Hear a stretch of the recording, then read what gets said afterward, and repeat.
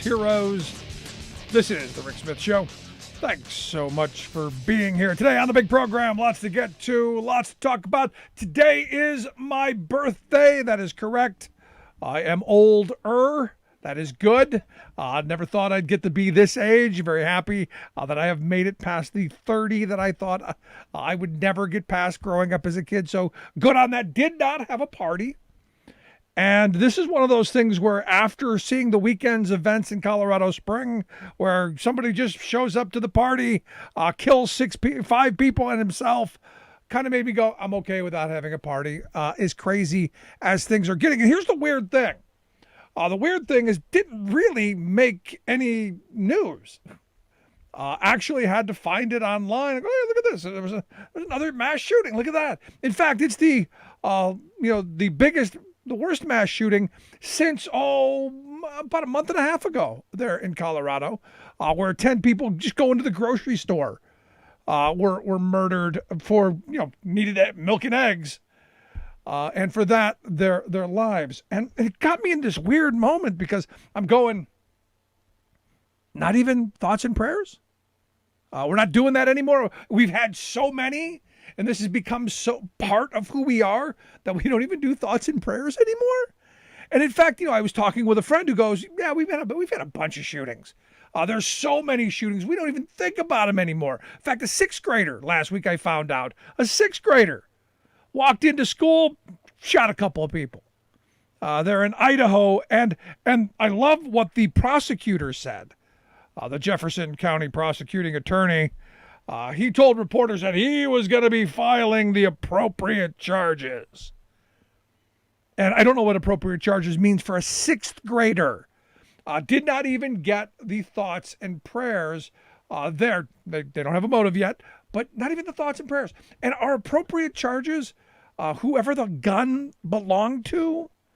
Because how does a 6th grade girl get a gun? I guess it's Idaho. They hand them out at birth. I don't know. But, it got me in this weird spot because you go, it's not even news anymore. And when it is news, it's divisive. Well, you're just anti-gun. In fact, I had this conversation today with someone who said, well, you lefties are anti-gun. I said, no, we're anti-being murdered. We would prefer not to be killed, please, especially when our kids are going to school or if you're going to someone's birthday party. It's supposed to be a happy occasion. Early indications, a boyfriend, domestic violence situation. And again, brings up the whole thing of what we do with people in the middle of domestic violence situations. Should they have access to guns so they can go shoot up a birthday party? And again, not even thoughts and prayers. Nothing. In fact, it was just zip, nothing. I don't remember seeing the story other than I saw it online. I mean, our politicians don't even bring it up anymore. There's so many of them. And again, when you do, it's a divisive issue. We can't go, it's wrong to shoot up a birthday party. We can't even agree on that. And it brings me to this point of, how did we get so polarized on issues that no matter what it is, it's a knee-jerk reaction. This is my camp. I can't. I won't. I refuse. I can't see another side. And the thing is, I've lived my life in being able to see both sides of every situation and then try to make a decision on, like supporting the police. I just had this conversation with a district attorney today. He goes, well, the left, they hate the police. I go, no, they don't hate the police. They hate when the police do things wrong and get away with it. I support the police when they're not wrong. Can we agree on that? Couldn't even get them to agree on that. Because that somehow is not supporting the police. And I'm going, that is the ultimate in supporting them. We're going to support you when you do the right things. I'm going to support anybody when they do the right things. But it comes back to this, how did we get here? How did we get into this world of we're polarized. We're in our camps and silos and we're throwing bombs at each. Is it social media? Is social media the culprit? NBC News had a poll out. Brand new results. Evidently, 66% of us use social media. 33% say they don't. And almost the same number say social media is what is dividing us. 64% of people said, yeah, it's social media that's tearing us apart. And again, breaks down the political lines. Republicans now, and I would argue a lot of it has to do with the former guy being thrown off and a lot of them being thrown off because they don't understand how to follow the rules. 77% of Republicans say social media is tearing us apart. 65% of independents, 54% of Democrats, 70% of whites, 56% of Latinos, young adults, 61%, old adults, 71%. So it's kind of a, yeah, social media is tearing us apart. And it's us doing this because we can't have conversations. We just find our silos. Is it the algorithms on Facebook? Is that what did it? It's partially. Is it the former guy, him and his Twitter account, and now his new blog? Whatever, from the desk of Donald. Is this it? And the answer is a little bit. Part of it's social media. Part of it's the social guy, the former guy. Is it religion? Religion was always one of those things that I thought as a kid is what to draw us together, to make us seek, to be better people, higher aspirations. We want to be more godly, which was a good thing at one point. And I think still can be and still is to want to follow the golden rule or at least the silver rule. But you see these crackpot kooks claiming to be man of God, like this Q kook bishop who is claiming that, and I just saw this, it's mind blowing, but I've seen this guy before. He's claiming that Biden's wife and child that were killed in the car accident back in 1972, they didn't die in a car accident.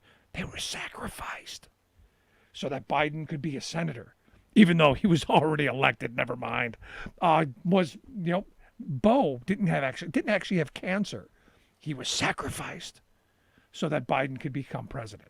And this is the kind of bizarre nonsense where sane, rational people on all sides of the political spectrum, no matter who you voted for in the last election, should look at this guy and go, quack, kook, seek help, free mental health treatments for that guy, maybe keep him off of the New Testament. I don't know, but we used to know how to deal with this stuff. Possibly because we hung out at bars and we talked to each other and we drank and we had fights occasionally, smacked each other around, and then 10 minutes later we were buddies again. We didn't go home to our arsenal and shoot up the place. It's crazy. And I've said for a long time, the second that soccer moms and the security moms and the schools and everybody else said, oh, we can't let little 5-year-old boys beat each other up anymore, that's when society went straight to pot. Because you learned how to deal with your problems. You learned how to have interpersonal relationships. You learned how to deal with things. You didn't go to your social media and, oh, I'm gonna tell you. It's crazy. But I don't think any of that's really the problem. I think the problem has gone back, and I've always blamed the Reagan Revolution for most of our societal problems. The GOP and their neoliberal corporate Democrats who want more for themselves and less for everybody else, they're the cause of all this.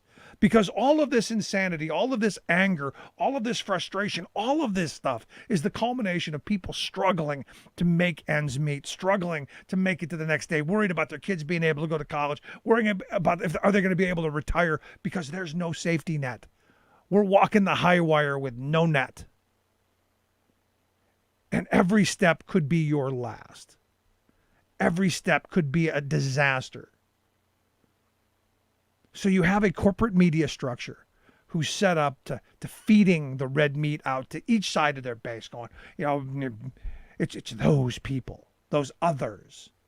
And they do a masterful job of demonizing to keep people pitted against one another. They do a great job. Look, I've listened to right-wing talk radio over the years. They're masters at making you angry. They're masters at selling you the product. I mean, stop and think about how masterful they had to be to get working people to go, if we gave the boss all of our money, they'd take care of us. If we gave the corporations all they want, if we gave them more, if we gave the rich people everything, they would share. It would trickle down. And we'd be okay. It'd be even better. And of course, if you can get somebody to buy that, you can get them to buy most anything. You can get people to buy that. Those regulations are job killers, but they're perfectly safe for people. If you can get them to buy that, you can get them to buy anything. If you can get them to think that, we don't have a gun problem in this country, yet a sixth grader walks in and shoots up the school, a birthday party gets, 6 dead. We don't have a problem. It's not the gun, it's the people. We got too many guns. I think my kid told me the other day, we got like 400 million guns in a country of 325 million people. But if you can convince people to do that, you can convince them of all the things that we've allowed to have happen. You can convince them you don't need those stinking unions. You can go in and negotiate with the boss yourself. If you can do that, you can sell them anything. You can sell them a ketchup popsicle while they're standing in a desert wearing white gloves. If you can convince them of all of those things, you can then convince them of the other stuff. Like the election was rigged. Even though you've had 60 hearings, you've been in court all throughout the country, and all throughout the country, those court decisions have decided, and understand, a good number of them appointed by the guy who's claiming he was cheated. If you can get them to believe all that other stuff, they'll believe that the election was rigged. And oddly enough, they do. And if you can get them to believe all that, you can get them to believe that the murderers and the people who actually stormed our Capitol are good people on both sides. And if you can get them to believe that the people who were murdered by policemen, unarmed people, were bad people and they actually deserved it, you can sell them anything. And we're in this weird spot. We're in this weird spot where we're a very divided country. And the powerful want it that way. The rich and powerful like right where they're at. Because we're basically eating our own. And I've said for years, what I want to see is a working class that's united in the idea that we deserve better. Better jobs, better health care, better schools, better environment, better. And not continually kowtowing to the business roundtable. But here's the problem. Any politician who dares stands up to them. And understand, and I've talked about this in the past. I give Biden a little bit of a pass. I gave Obama a pass on a lot of things. I gave Clinton, even W. Bush, I gave him a pass on a few things. Because none of us know what it's like to go into that room and to have them, okay, you won the election. Congratulations. Made a lot of promises. Here's reality. This is what's really going on. And when you have corporate CEOs coming into your office, and you have lobbyists coming in and saying, look, you go against us, we're going to crash the economy. We're going to pull all our investment out. We're going to do all these horrible things to the economy. And they have that power. Because we've allowed these monopolies to grow. We've allowed this monster to grow so big and so powerful. And this is one of those uniting things. This is where the right and the left agree. This is what the former guy found that people agreed with. Corporate America, too powerful. The rich, too powerful. It's time to bring them down a little bit. But oddly enough, our political class, not there yet. Not there. Even the wackadoodles in the Republican Party right now, who are, selling us the big lie that, the former guy really did win by millions of votes. And it was, I guess, aliens who were voting for Biden or Chinese. I guess they were looking for Asian paper dust on the, it's gotten into this. Wow. The conspiracy theories abound. And look, these are creative people. These are folks who probably at one point wrote, comic books and bizarre thought novels, the really way out stuff. The stuff that no newsstand would actually put out. You had to buy from the back of a magazine where, hey, we've got crazy stuff. Now they're organizing people to believe in the insanity that they've been pushing. Now, look, does our election system have holes? I think it does. I think there are areas we should be working on, without question. But do I think Trump won the election? No. Do I think there was a mass conspiracy to overthrow him? No. I know the Democratic Party. They're not that well organized.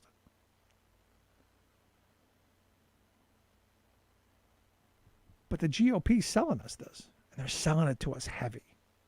Well, not to us, because most sane, rational people put it aside.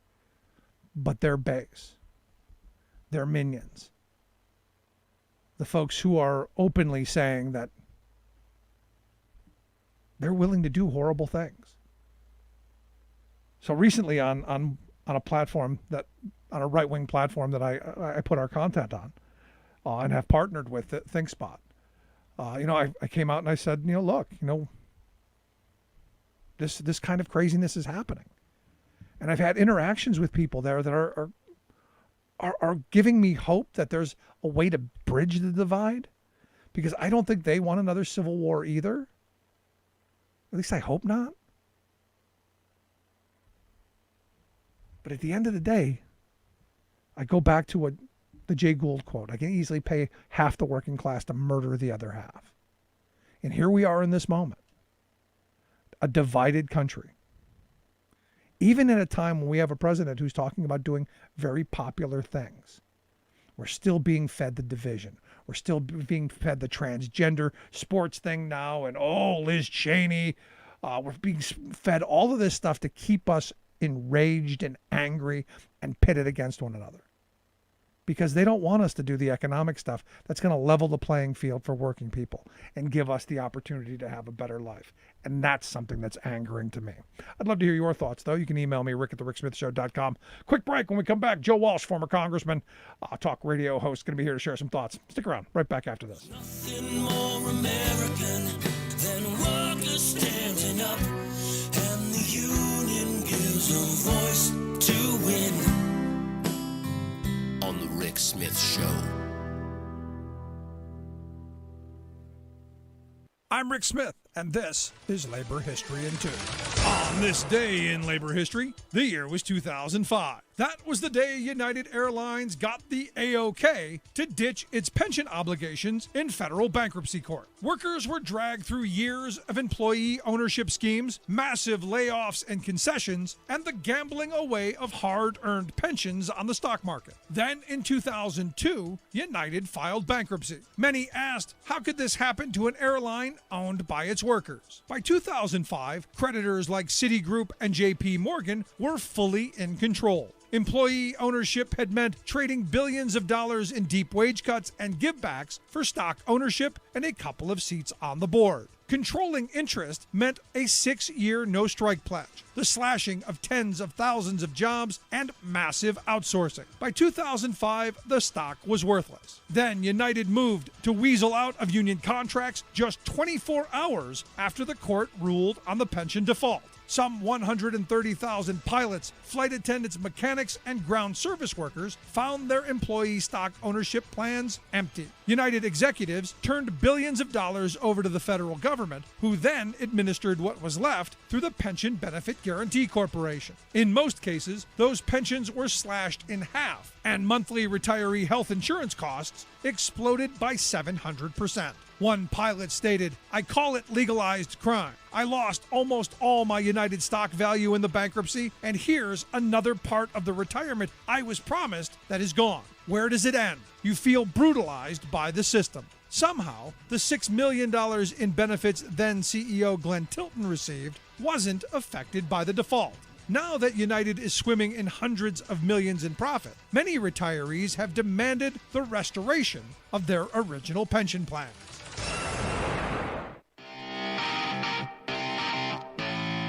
Welcome back to the Rick Smith Show. Now, here is Rick Smith. So it looks like Liz Cheney done for all intent and purposes in GOP leadership land. And I got to tell you, I care even less today than I did yesterday, which was not at all. Because this is a Republican thing. This is their deal. Let them deal with their issues. Same thing with Marjorie Taylor Greene. Democrats shouldn't have gotten involved in it. We've got our own problems. We've got our own things that got to be done. But here to share some thoughts on the Liz Cheney situation. Should they have booted? Should they boot her? Should she be okay? I've asked our good friend Joe Walsh to come talk with us, former Republican Congressman from Illinois and also former presidential candidate, host of the F Silence podcast. You can find that at fsilencepodcast.com. Joe, thanks for taking time for us. Happy birthday, young man. Good to be with you. Thank you, my kind sir. I'll have another one next year. So so Liz Cheney, does it matter that she's being booted from leadership? I know some people are jumping on the bandwagon. No, we've got to save her because she's telling the quote unquote truth. Thoughts? Liz Cheney, God bless her, is right. She's courageous, but Rick, she has no business being in Republican Party leadership. She publicly opposes the party leader. This is Trump's party. There's no room for Liz Cheney in this party. There's no room for me in this party. Right. So it makes sense from the Republicans' perspective. So, because it's one of my two thoughts that, look, that's their party. That's let them do with it what they have to do. That's not the Democrat. The Democrats shouldn't even be talking about this. That's their issue, their laundry. Let them either wash their laundry or go around stinking. I don't care. None of my business. But there's the other side of it that people are saying, look, she is right. She's telling the truth. She needs some backing. Do you agree with that at all? No, well, look, I mean, I use Rick as a former lifelong Republican. I've been doing whatever I can do on TV and radio and the Twitter, trying to, back Liz Cheney and stand with her. But here's the reality. Look, this is Trump's party. Period. I get so tired of the bull crap on MSNBC and CNN. They pull these Republican consultants or these old Republican establishment people and they bemoan the divide in the Republican Party. There's no divide. There's no divide. There's no split. This is Trump's party. Liz Cheney is on the outside. I'm on the outside. That's the way it is. So does she have to start her own party? I mean, is this a moment for Mitt Romney, who claims that it's going to cost the Republicans votes by having this split? Is this a third party situation, or is it just so far down the road that you're just partyless? No, I mean, people like me, and I think Liz Cheney is going to realize this sometime this year. We're homeless. I love you and I respect you, my brother, but I'm not a Democrat. Policy matters to me. We differ on policy. I don't have a home in the Democratic Party. I don't have a home in the Republican Party. I do think we're at a weird inflection point in American politics where there may be something new coming. But no, right now you got one party that's an authoritarian embracing cult. I'd rather be in the wilderness than belong to that thing. Yeah, but here's the thing, I look at the Republican Party and I've been saying, this is who they've been for a very long time, even when you were in Congress. To be honest, I was not thrilled at the leadership style and the policies that you guys were moving forward. So this just seems to be the natural progression of magnifying it. Go ahead. But stop, Rick. You said the key word there, policies. When I was in Congress as a Tea Party congressman, you and I disagreed and would have fought on policies. There's none of that now. It doesn't matter. Look, Liz Cheney's pretty damn conservative. Think about it, Rick. Think about how freaking bizarre this is. I'm an outspoken Tea Party conservative, and I have no place in that party. Liz Cheney is probably one of the most conservative Republicans in the House. She has no place in the party. Now it's got nothing to do with policies. It's all about kissing Donald Trump's feet. And here's the weird part of this. I mean, Trump's what, 70 some years old? There's a chance that he's not going to be viable in 2024. So they've put a lot of eggs in and I don't wish the man harm. I hope he lives a long, miserable life. But are they putting all their eggs in an expiring basket?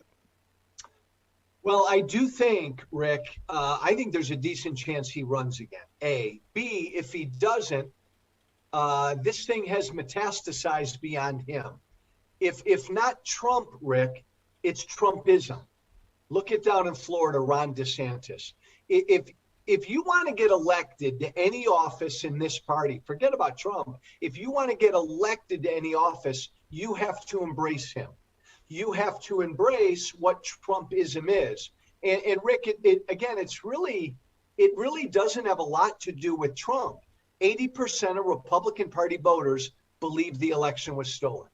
I hear from these people every day. I mean, it's about the voters and these cowards in Congress like Kevin McCarthy and the rest. They know where Republican voters are at.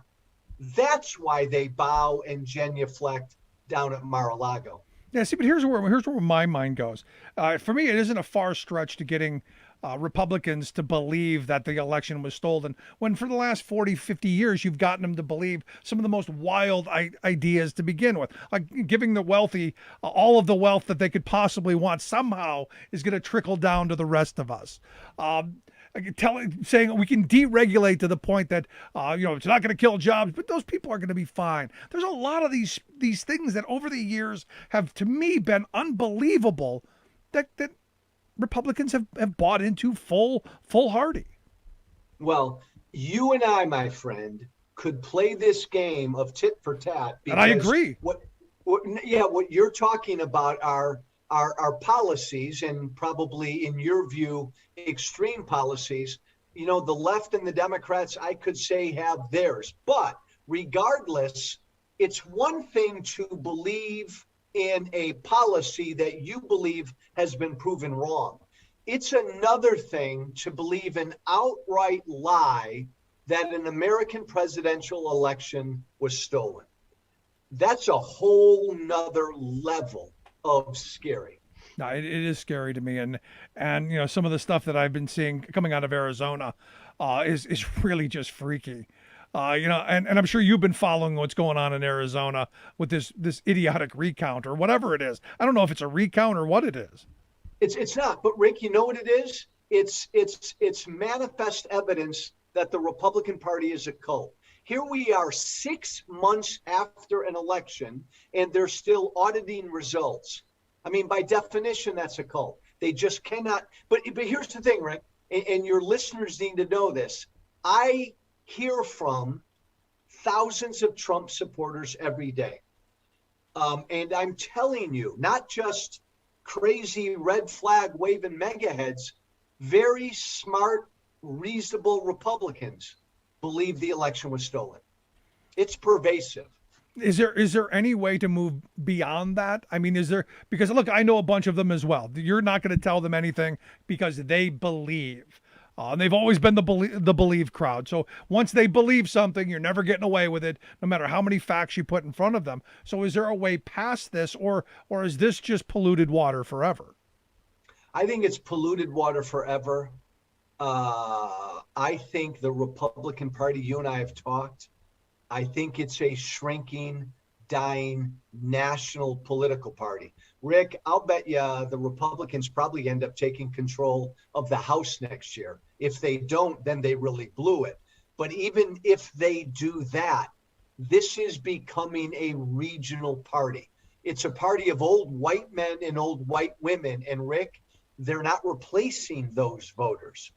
So it's a dying party.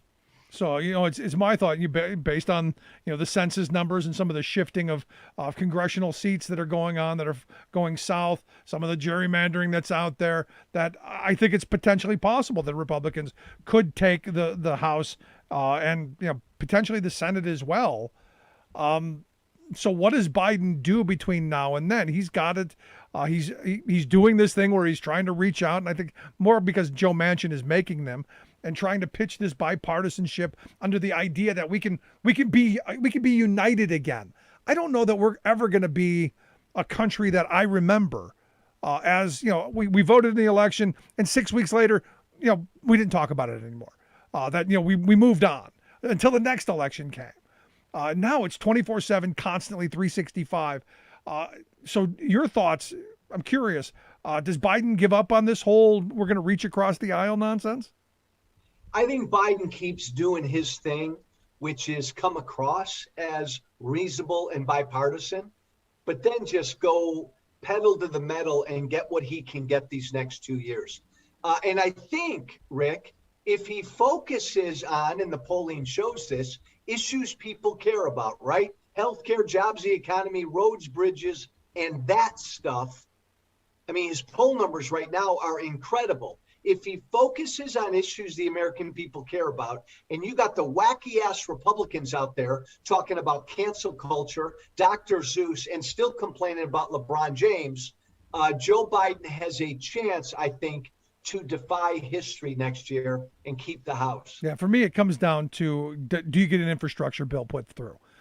I think if he gets an infrastructure bill, a good sizable, chunky infrastructure bill pushed through, that's going to get people back to work, make people's lives better, I think he's going to be okay. If we don't get something substantial in an infrastructure bill that's going to actually do the things and quickly that we need to do, I fear he's going to have problems. Would you be okay, Rick, if he got a $700-800 billion, just the roads, bridges, the broadband, just the basic nuts and bolts? I think legislatively you take what you can get. Yeah. You take the win when you can, but you also push for the other stuff. If you have to go budget reconciliation down the road, maybe you do that. But as part of a bipartisan thing, if that's the goal, of course you take what you can get.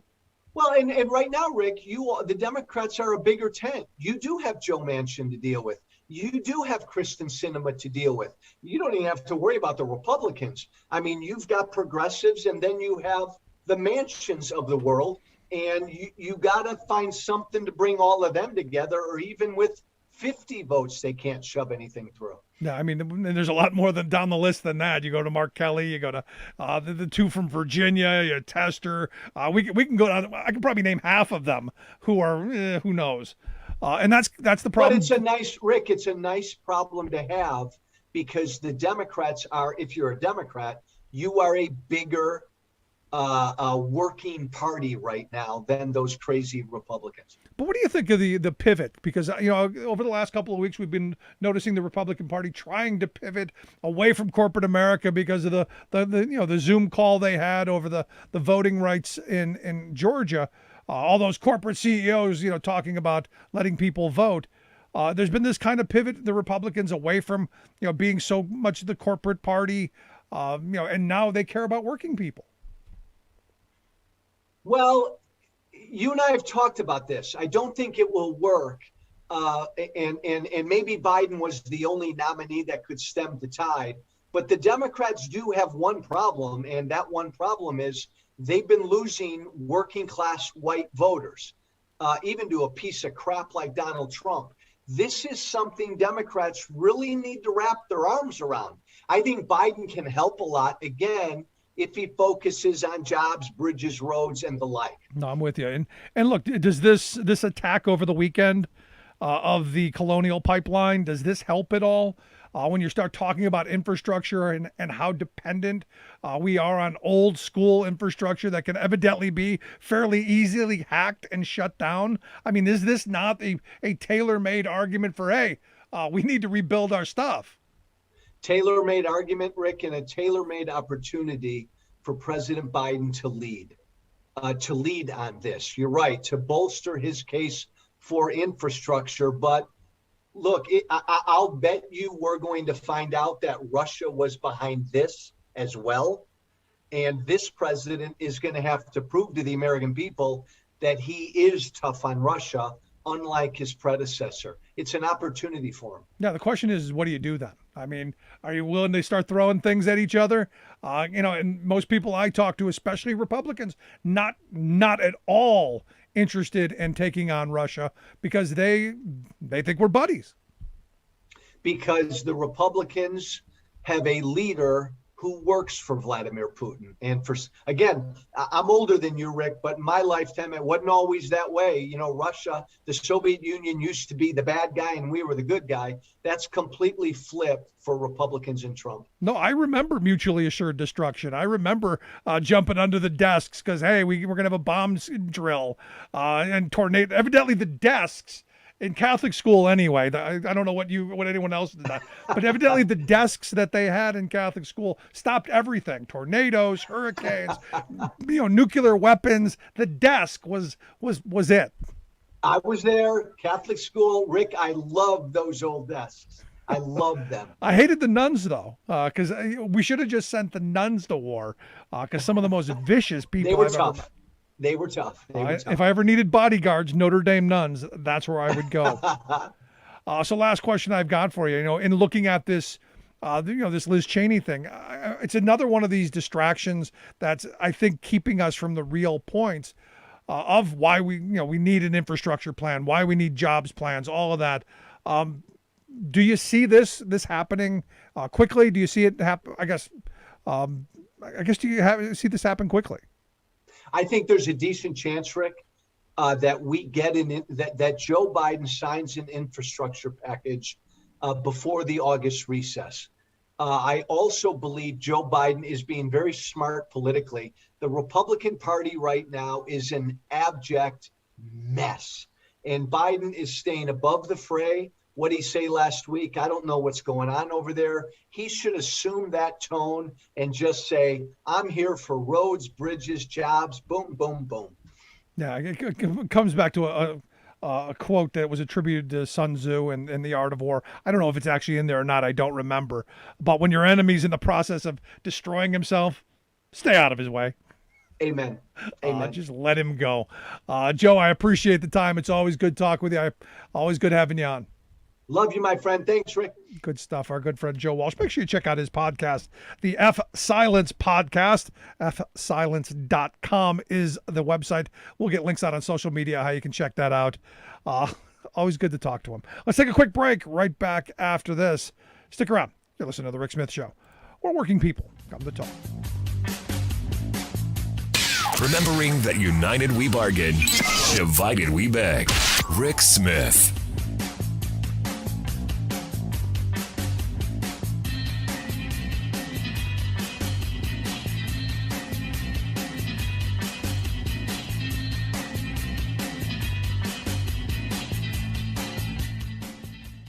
I'm Rick Smith, and this is Labor History in 2.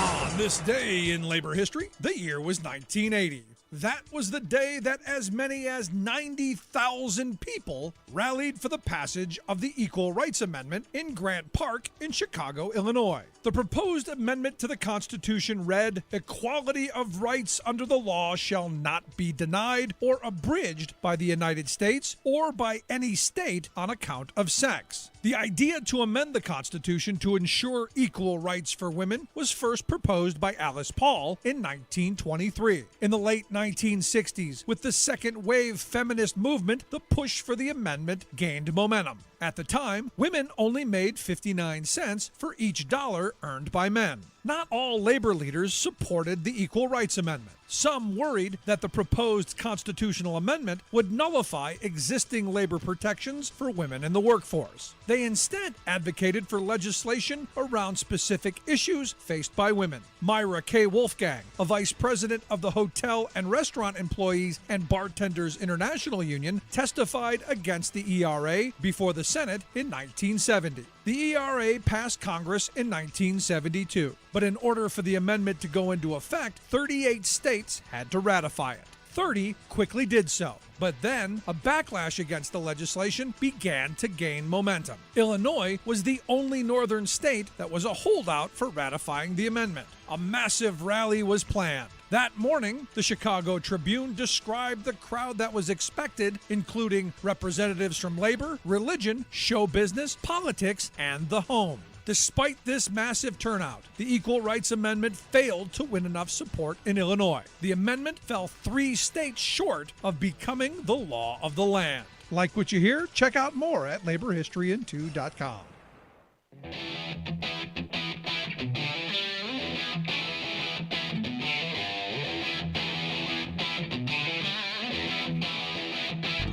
Welcome back to the Rick Smith Show. Now, here is Rick Smith.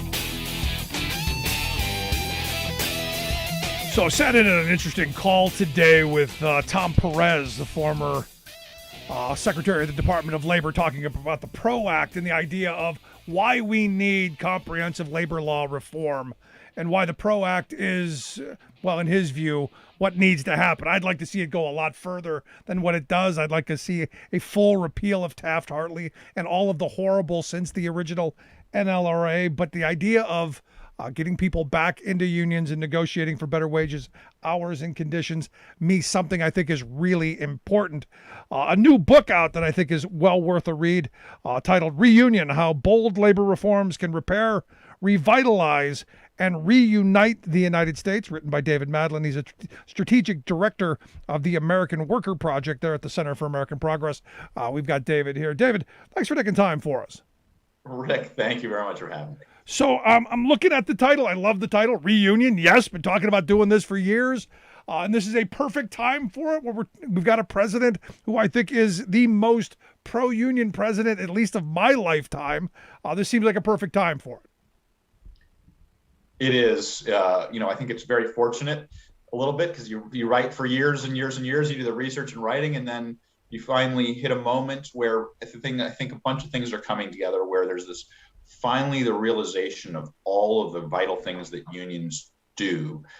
They strengthen, raise wages, they rebuild the middle class, and they help make working people have a voice in our democracy at a time when, we're in really dire straits in our democracy. And so there's this recognition amongst, something the public has known for a long time, and your listeners to your shows have known for a long time. But now we have a strong president making the same case, and and sort of broader elites recognizing this. So this is, it's both, it's kind of the best of times, worst of times, because the best of times is there's a tremendous opportunity, a real ability to make labor law reform in a way we have not had in generations and generations. But at the other time, it's a very scary moment, because the need for stronger labor movement is so great, because we're at such a desperate point in this country where, inequalities are through the roof, where the middle class is in really,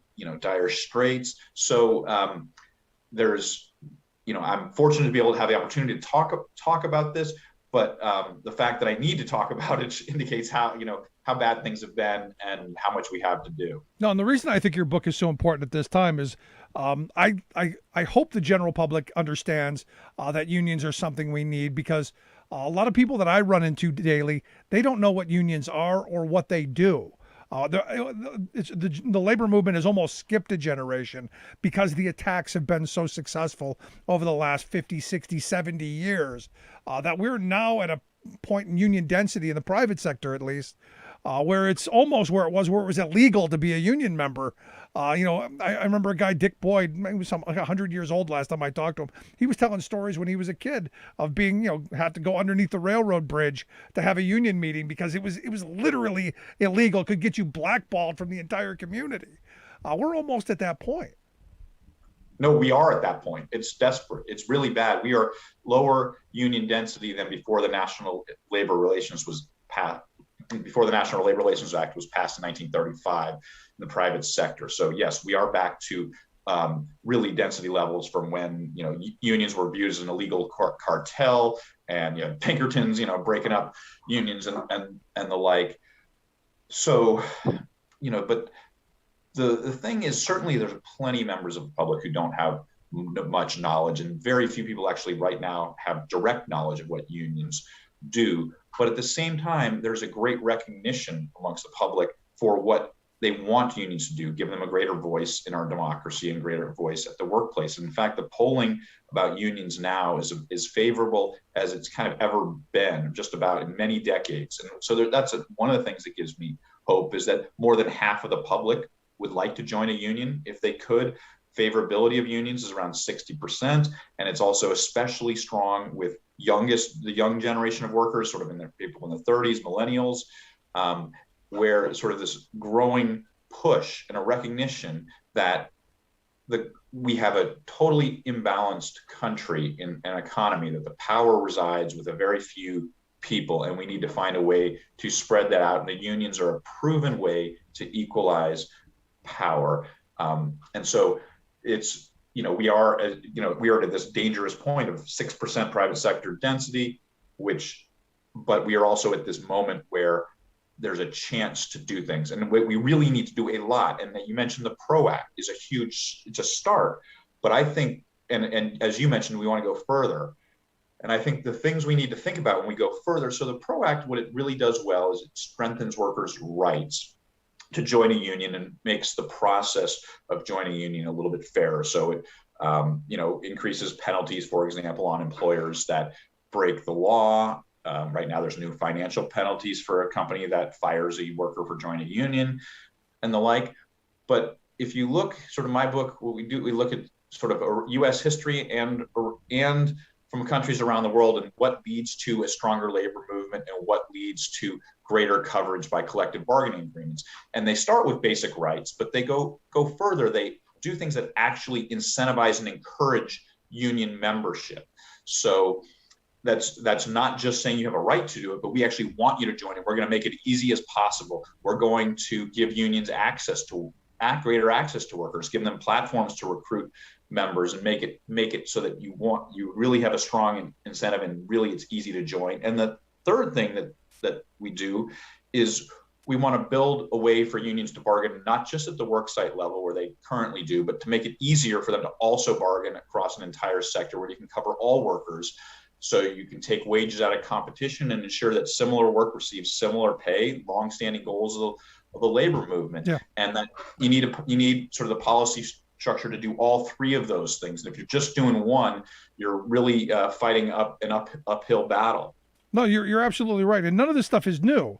Obviously the secretarial bargaining, people put a nice name to, but look, I worked under a Teamster contract for my entire working career that was, well before me, the National Master Freight Agreement, which came out in 1964, I guess was the first year of it, where they tried to organize the entire trucking industry to do just what you said, take the wages, the conditions and all of that stuff out of the equation and compete on service, take the economic part out of it and compete on better things other than who's going to pay their employees the least amount. And over the years, look, deregulation has broken that up, allowing corporations to change names and throw their unions out, bankruptcy laws, all of these things have contributed to, well, at least in the trucking industry, a once powerful union and a once, solidly middle-class job, now almost back to sweatshop on wheels.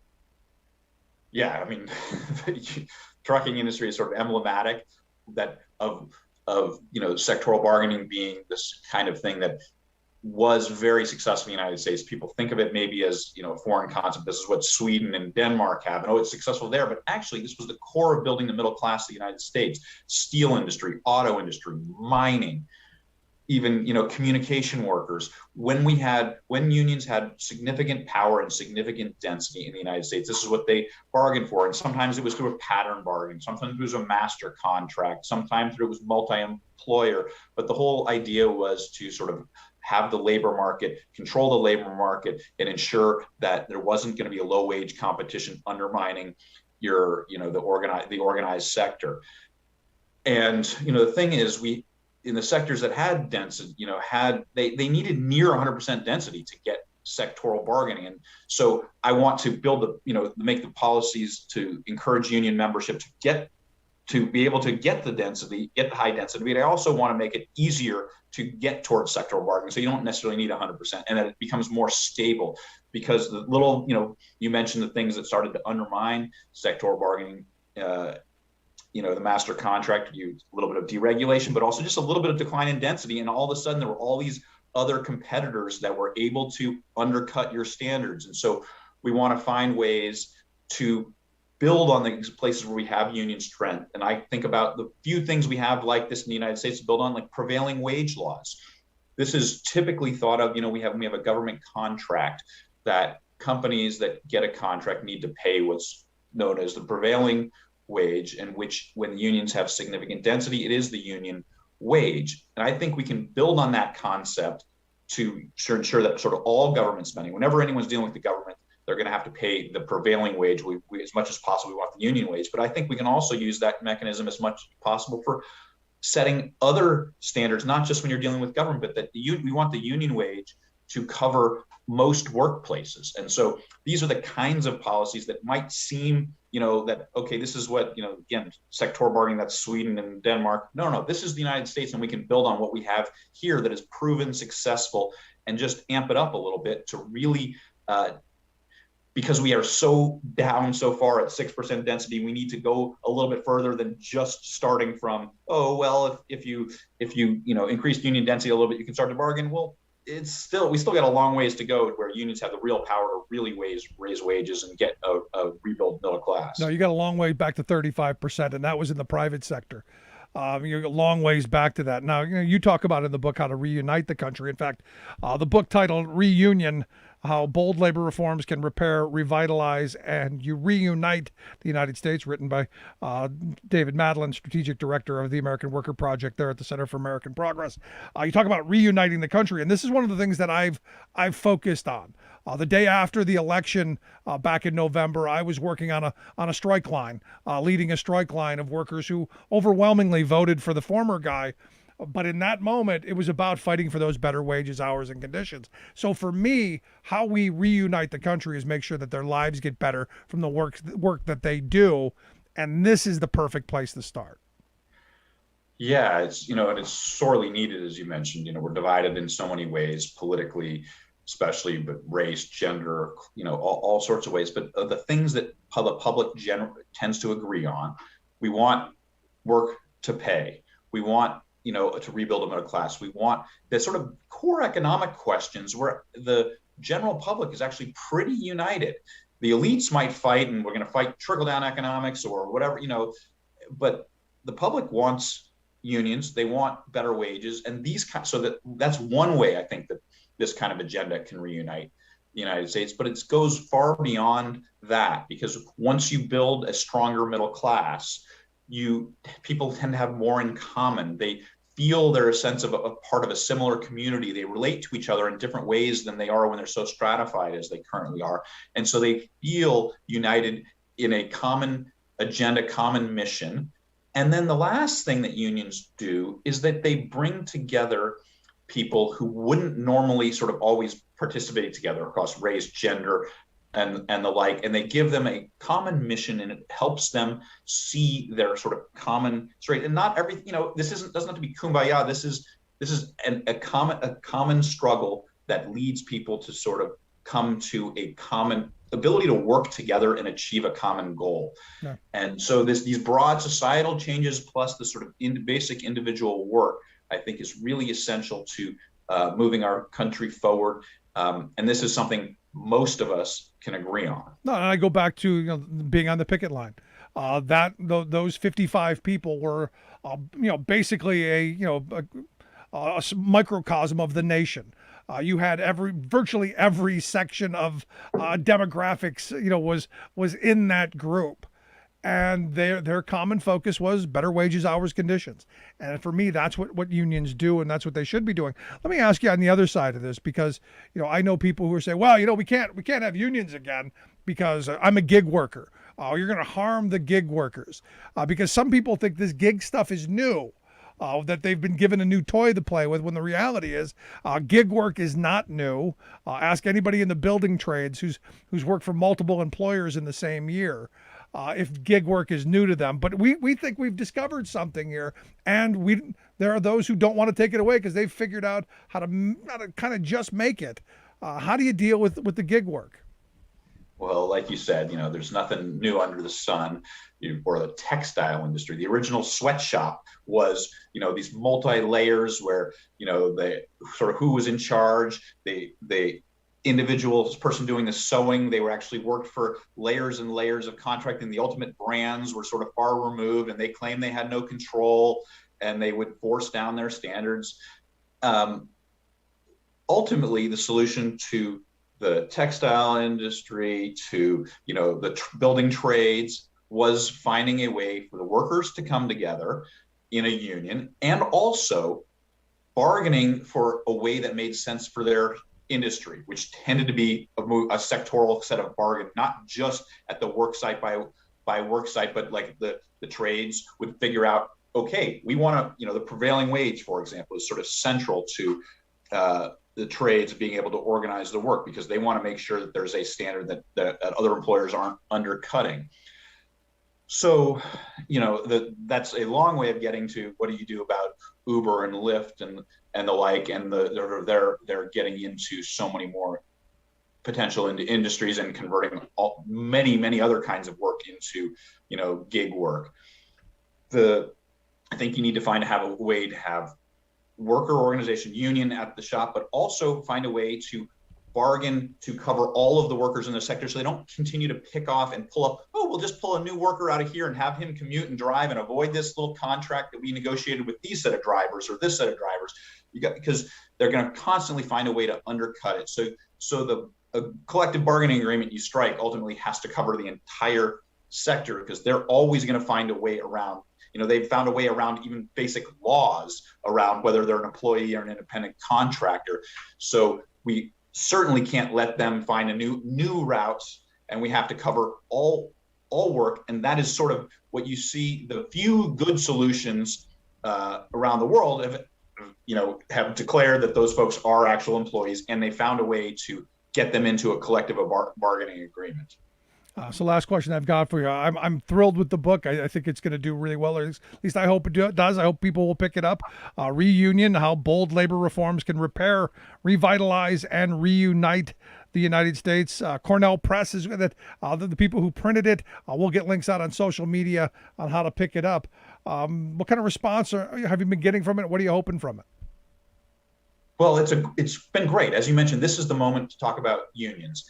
And, the Amazon struggle really, I think, highlighted just how broken our labor laws are and how hard it is for workers who want to join a union to be able to do so. And that brought attention to the broader set of issues that I'm trying to talk about in this book. And really, I think, so it's been great. But you also have, the public debate now about unions is much, much better, with the president, members of Congress really saying we need to find a way to strengthen unions. So I feel really good about this moment, and I'm fortunate to have a book out that I think hits it at the right time. It is the right time, and again, I hope folks will pick up Reunion. We'll get links out on how folks can do that. David, I appreciate the time. As always, great talking with you. Oh, I really appreciate it, Rick. Thanks. Good stuff. David Madland, Strategic Director of the American Worker Project at the Center for American Progress. Make sure you get the book, Reunion. We'll get links out on how you can do that. Quick break, right back. Stick around. Listen to The Rick Smith Show. Remembering that united we bargain, divided we beg. Rick Smith.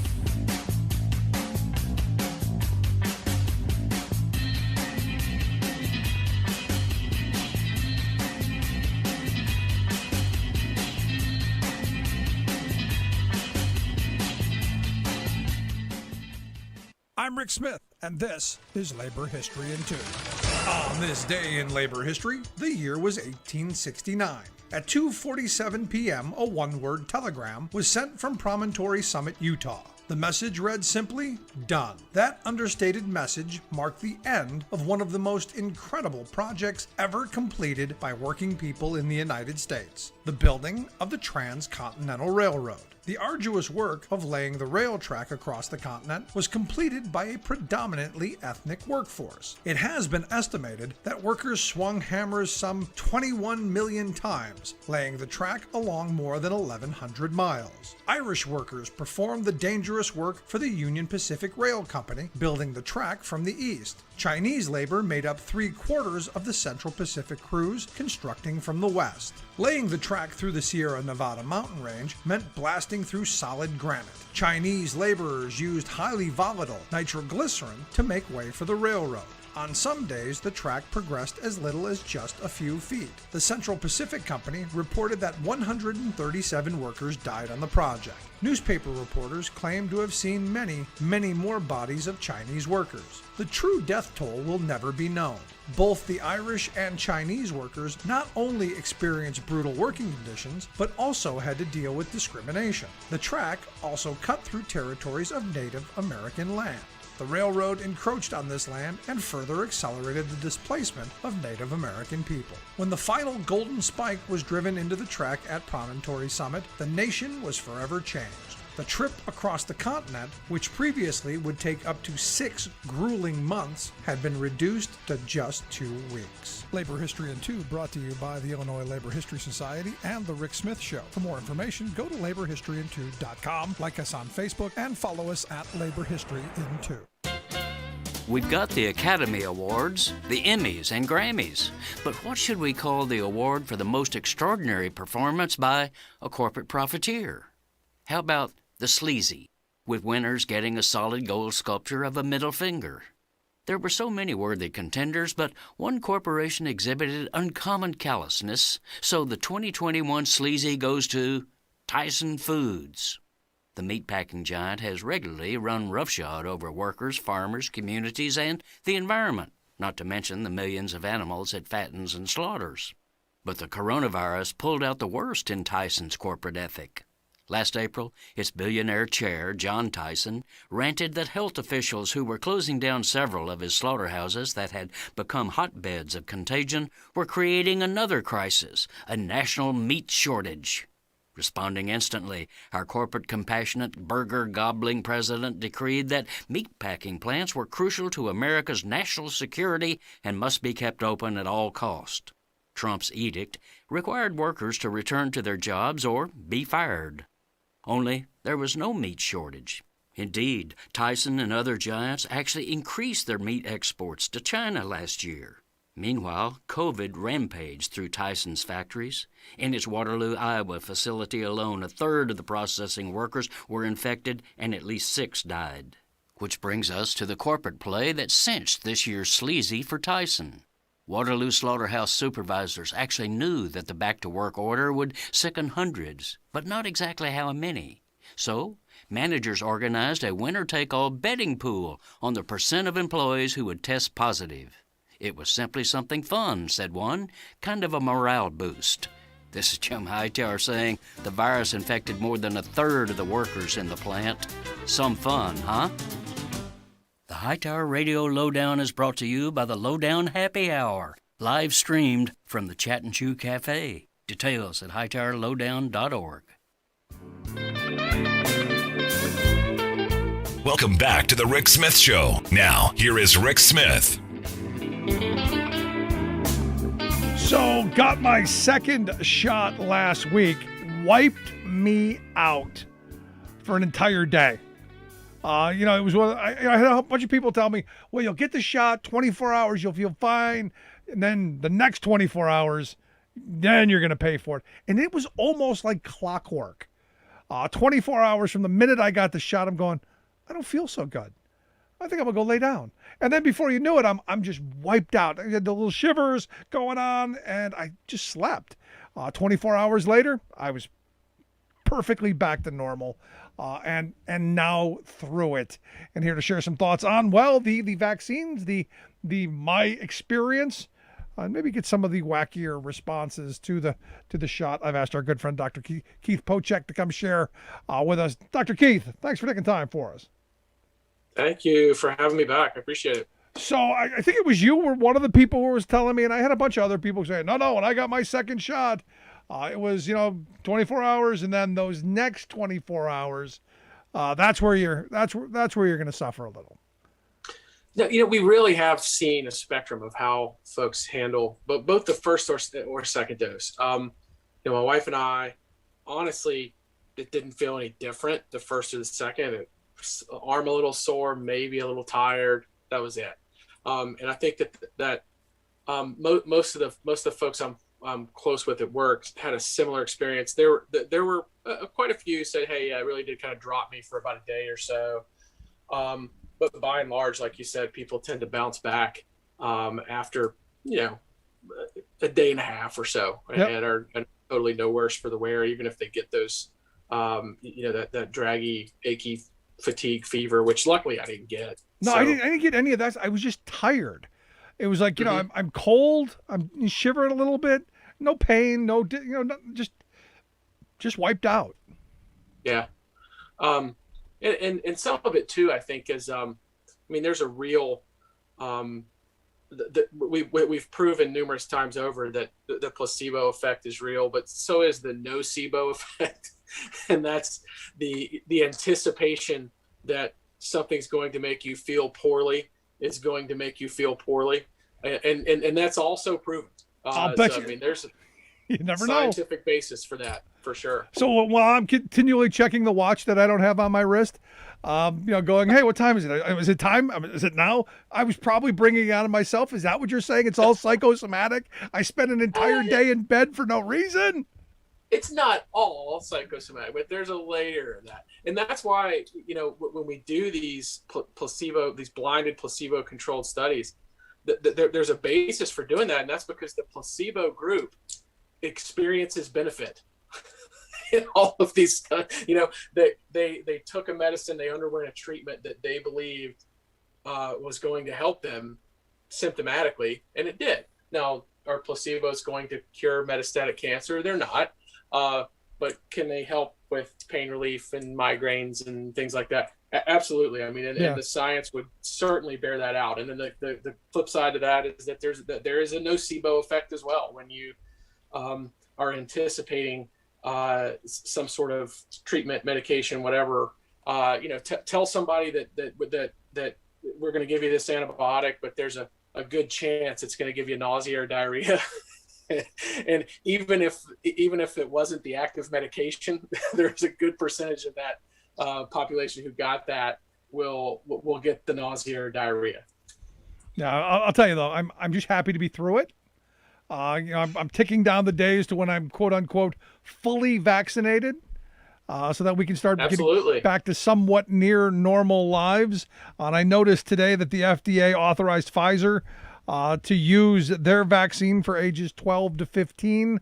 So we've done some studies on this. You're the doctor here. How safe is it for kids 12 and up? I think the studies is pretty rock solid. They're I think 2,500 or so in the study group, and it was placebo controlled as well, obviously, like we mentioned, and was 100% effective at preventing disease, well tolerated, no definable significant ill effects have been noted. And I think that in an age group of 12 to 15, you can't directly compare them to the adult population, but the biggest thing that we have working in our favor is the fact that now these mRNA vaccines have been given about 1 billion times over the course of a year, and we've identified no serious long-term ill effects.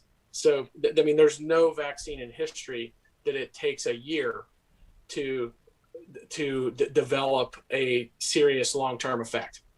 These folks who, with the influenza vaccine, a handful of people are going to lose the lottery and wind up getting Guillain-Barré, which is this degenerative nerve condition that can be brought on. It's a post-inflammatory condition that can be brought on by viral infection or even by vaccination like influenza.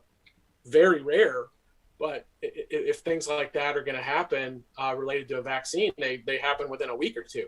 It doesn't take a year. So, the folks who are using I want to wait and see what the long-term effects are argument don't really have that argument anymore after a year and 1 billion doses of this vaccine. Yeah, no, you brought up a disease, something that I can't repronounce. So I'm just gonna let you have said it. How frequent? I want Carol to type it into the thread. That she probably could. She's a lot better at that than I am. I bet she can. She could jump on that Google. She'll nail it. She's the smartest one of the crew here. So but how? Because I have people go, well, I'm worried about these side effects. I'm worried about whatever it is you just said is possible, that I'm going to get this inflammatory disease. Have you come across personally any of these side effects while you're giving these shots out? I have not. And I've gone to a lot of large vaccination events, and I would say, just by estimation, have been present on site as the physician for 4,000 to 5,000 vaccine dose administrations, and a total of one time did I have to give Benadryl. Have never had to give epinephrine for a true anaphylactic event. But there was a patient who had flushing and had some hives and got successfully treated with Benadryl, and that was it. And that's obviously the immediate effects.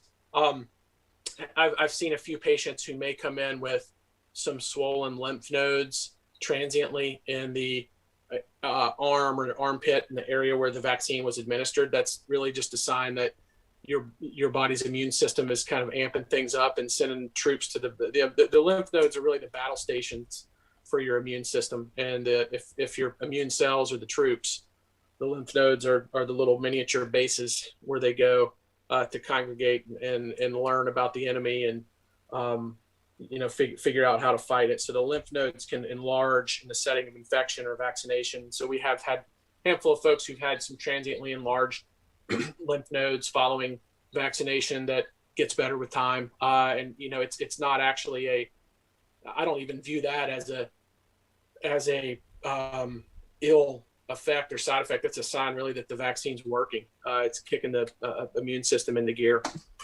No, and it's something we absolutely need, because one of these things is we've got kids who are in the 12 to 15 range who we're going to get them vaccinated. But we've had people go, are you going to do that because your kids are in that range? And I'm going, yeah, we want them to not transmit it, get it, not have long-term effects from it. From everything that I see, everything that I read, looks very it's safe. It's effective. Why not? I agree. And we have a 13-year-old, and she is as excited to get her vaccine as we are. It's amazing to see a teenager who wants to get a shot, but she and a lot of her friends understand, I think, some of the implications of that. They get fully vaccinated and they can get together, have sleepovers over the summer. And I mean, just, being able to get some shreds of normalcy back, I think mean a lot to them. And you hinted too at the implication of public health. In America, we're fairly selfish. That might be a shocker to you. But no. we tend to look at things as, what's this going to do for me and what's this going to do to me potentially, as opposed to, what can this do for the community? Maybe that's my way of paraphrasing a JFK statement. There you go. But the implications that this has for public health, the fact that, getting a huge percentage of the population, and especially teenagers, vaccinated could really just beat back, case incidence rates even more than they're falling already. No, I think it's a good thing. Now, you said a minute ago that you've been a part of like 4,000 or 5,000 people being vaccinated. There've got to be some crazy statements coming out, like, is this the Bill Gates? Have you ever been given the Bill Gates question? Are you putting that chip in there? Have you had any of those things? Mostly jokingly, and obviously with the right patient, you can kind of joke around a little bit about it, and have some good fun. But to be honest, since it's completely voluntary, the folks who are showing up to be vaccinated are ready to go and confident, and by and large don't have a lot of reservations, because those folks just wouldn't be showing up to begin with. Yeah, see, I asked for the Bill Gates shot. I asked to get, because I'd like to be able to find myself if I'm ever lost. That's right. I'm just joking. Nobody, I wouldn't want to find me if I was lost anyway. But the question comes down to, You said a second ago that most of the people coming in are doing it voluntarily, and obviously we to this point we have. What happens for the next phase? Because we've done a really great job of getting people vaccinated and the folks who want it. We haven't heard any stories of large shortages anywhere. We haven't heard of people who now can't find it. What are you going to do to the next step with those folks the recalcitrant ones who are saying, Bill Gates is putting a tracker in there and all of that nonsense? What do we do with that? Do we ever reach herd immunity?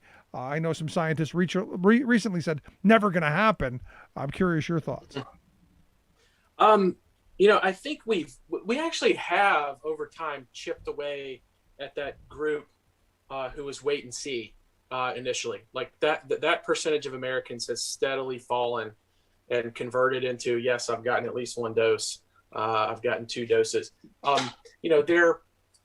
What's the percentage of folks who we will just not ever convince to get the vaccine? Is that a firm number? How much can we change that? I would say 20 to maybe 25%. You're just never going to convince them with any logic, reason, facts, or data. And then unfortunately you have misinformation that's coming out to feed into a lot of these conspiracy theories for whatever reason. Where the money is behind that, or the rubles are behind that effort. Who knows if we'll ever figure it out. No, you're right. The rubles. I think that we can start to, probably do a little bit better with highlighting rewards of vaccination, benefits of being vaccinated, as well as introducing what some folks would call friction into the system for folks who aren't.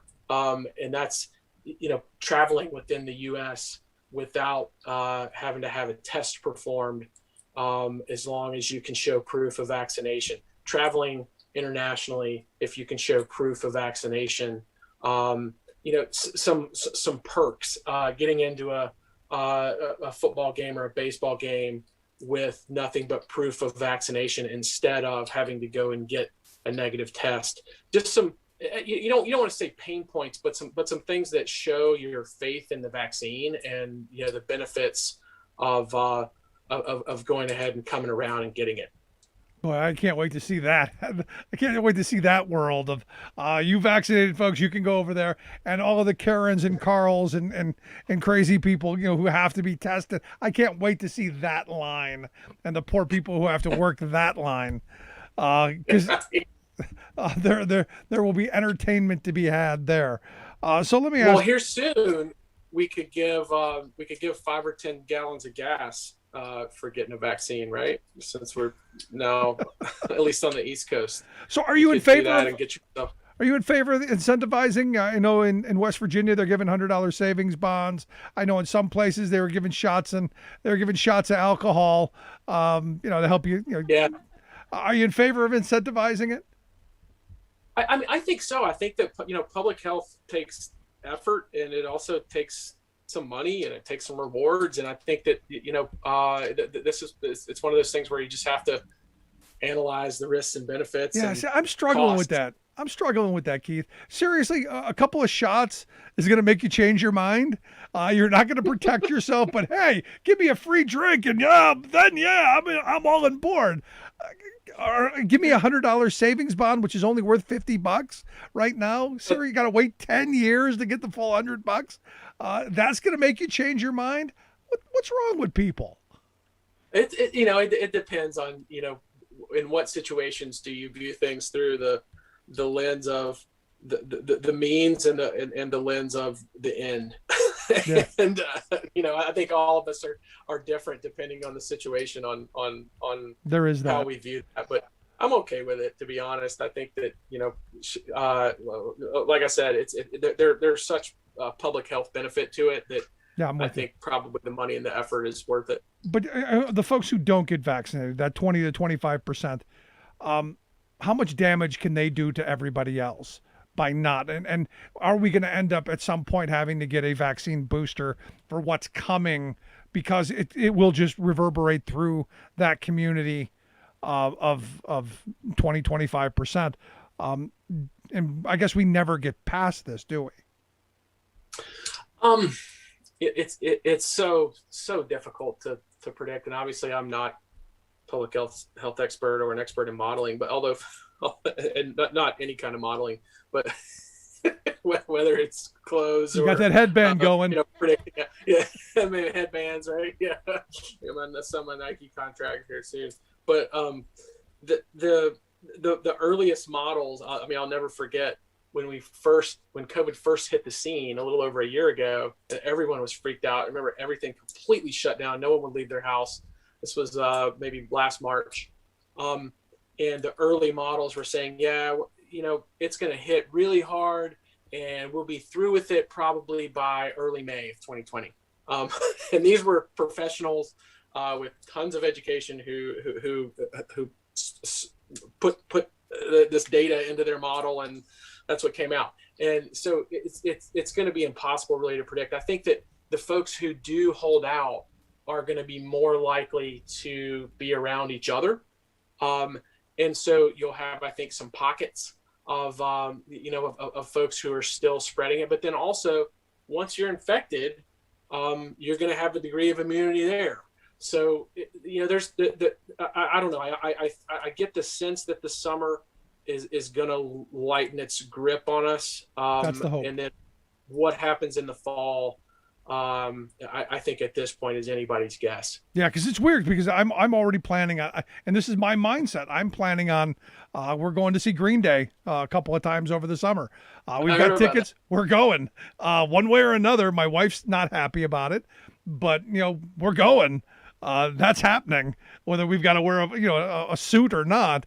But right. I'm already planning on things opening up.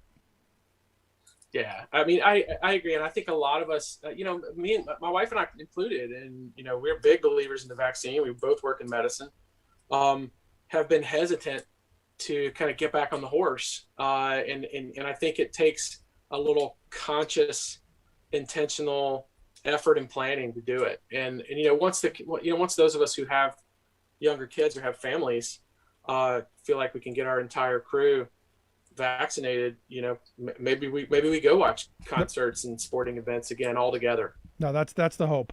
But Dr. Keith, I appreciate the time. It's always good talking with you, man. You always make me feel a little bit better about where we're heading, where we're going. Good stuff. Thanks, man.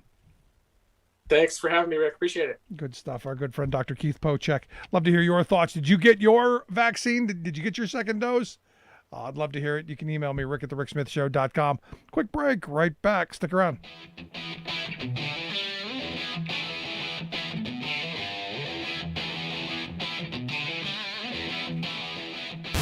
Saving work in America, one show at a time. The Rick Smith Show.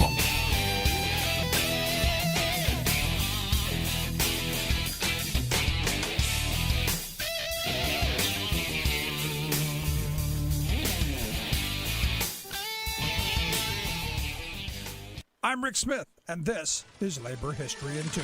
On this day in labor history, the year was 2005. That was the day United Airlines got the A-OK to ditch its pension obligations in federal bankruptcy court. Workers were dragged through years of employee ownership schemes, massive layoffs and concessions, and the gambling away of hard-earned pensions on the stock market. Then in 2002, United filed bankruptcy. Many asked, how could this happen to an airline owned by its workers? By 2005, creditors like Citigroup and JP Morgan were fully in control. Employee ownership had meant trading billions of dollars in deep wage cuts and givebacks for stock ownership and a couple of seats on the board. Controlling interest meant a 6-year no-strike pledge, the slashing of tens of thousands of jobs, and massive outsourcing. By 2005, the stock was worthless. Then United moved to weasel out of union contracts just 24 hours after the court ruled on the pension default.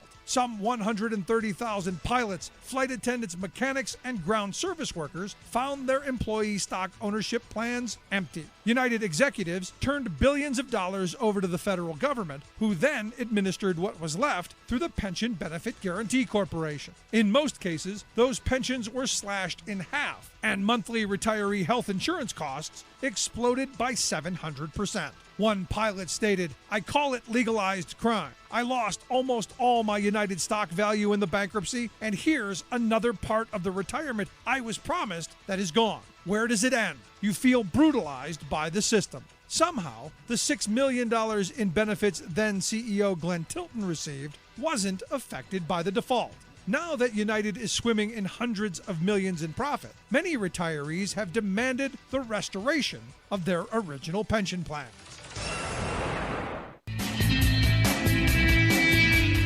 Welcome back to the Rick Smith Show. Now, here is Rick Smith.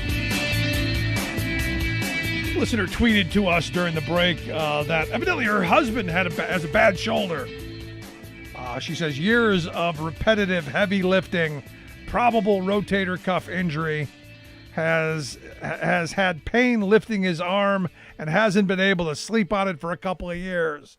Evidently, he got the Pfizer shot in that arm. A couple of days later, after the first shot, full range of motion, can sleep on it now, no pain. How come I don't get those kind of side effects? And I got to wonder if Pfizer knows that that's a side effect. Because it sounds like a good one to me. And good for him, man. I understand that whole rotator cuff problem. Years of heavy lifting.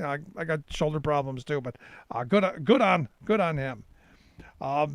Sad day for me today. I got to be honest. The Republicans have been throwing out that there are lazy people out there. They won't work. The restaurant industry and the hotel industry, they're just not able to attract people to come to work for poverty wages, and or crummy wages. And now they're passing laws saying, "Oh, we're going to force people back to work." A little disappointed in Joe Biden today, a little bit. He said today that if you're receiving unemployment benefits and you're offered a suitable job, you can't refuse that job and just keep getting unemployment benefits. Key word there being suitable. This is one of those things where I wonder if everyone knows what unemployment insurance actually is, and if they understand how the program actually works. Because if your employer lays you off, this is not a difficult thing to understand, and maybe I need to explain it a little bit better.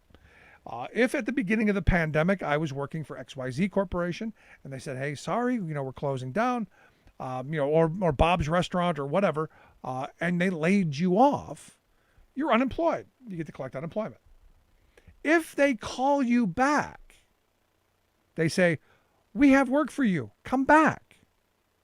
You have to go back, or you lose your unemployment benefits. That's how it works.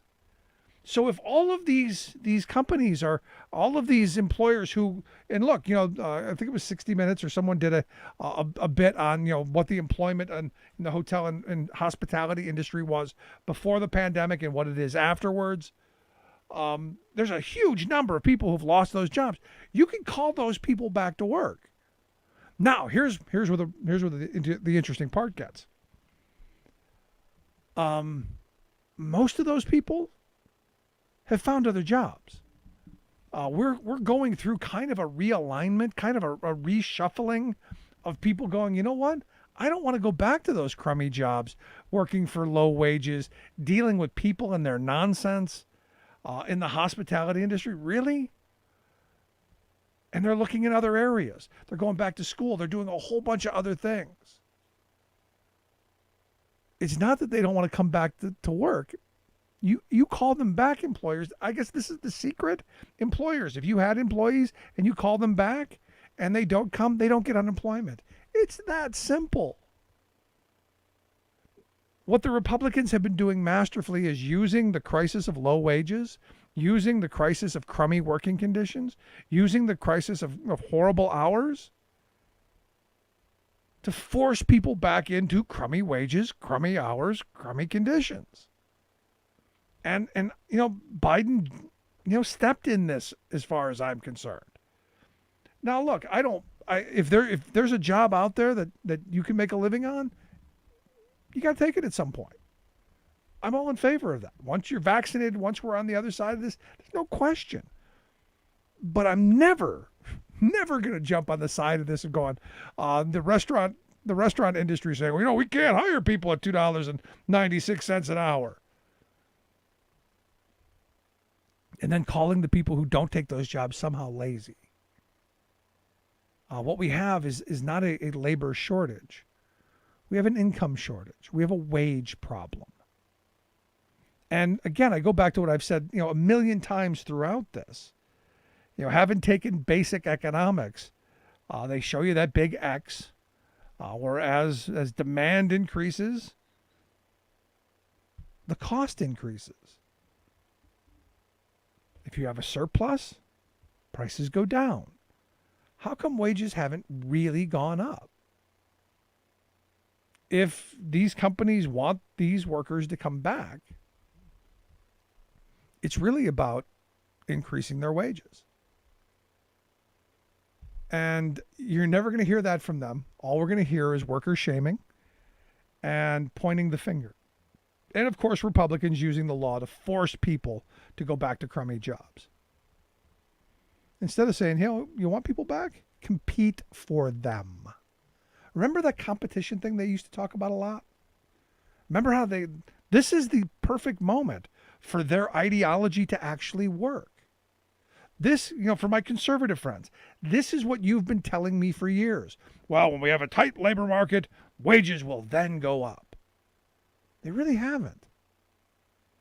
And especially in the areas where they need to the most, in the low-wage sectors.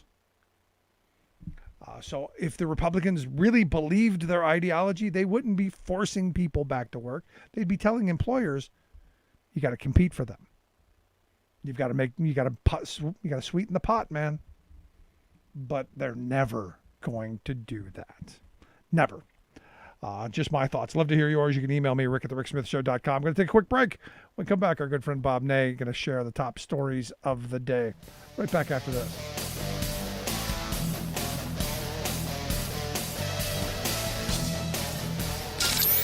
Waving the flag of freedom for people, not corporations.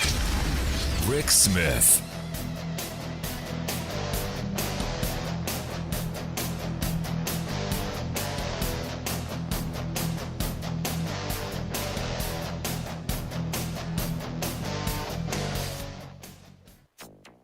The new climate normals are out today, and they show a daunting trend. The Earth's new normal is hotter than it used to be, thanks to global warming. Thanks, global warming. A new study has discovered glaciers are melting at 2 times the rate most experts had predicted. Alarming new news for the planet's glaciers. Thanks to global warming.